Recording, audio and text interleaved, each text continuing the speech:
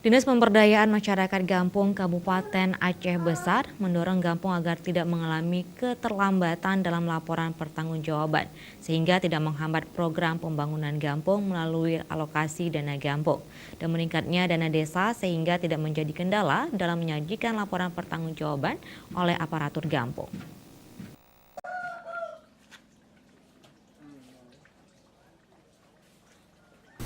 Kabid PPMG Dinas Pemberdayaan Masyarakat dan Gampung Aceh Besar, T. Gunawan menyampaikan tahun 2019 penerimaan dana desa meningkat di Aceh Besar. Besaran dana tersebut akan memberikan kesempatan bagi Gampung untuk pembangunan Gampung secara berkelanjutan melalui badan usaha milik Gampung dan musyawarah bersama masyarakat terhadap usulan program prioritas pembangunan Gampung.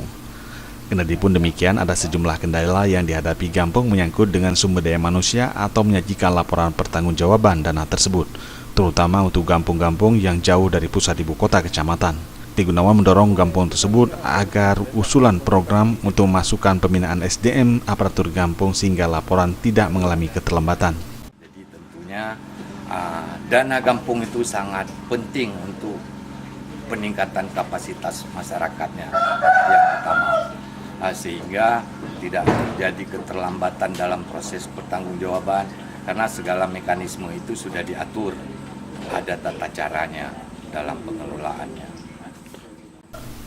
T. Gunawan berharap kepada seluruh gampung di Aceh Besar agar dapat pemanfaatan dana gampung sebaik mungkin dan mampu mengakomodir seluruh kepentingan masyarakat gampung untuk pembangunan infrastruktur, pemberdayaan ekonomi melalui badan usaha milik gampung dan meningkatkan kapasitas aparatur gampung. Tim Liputan Aceh TV.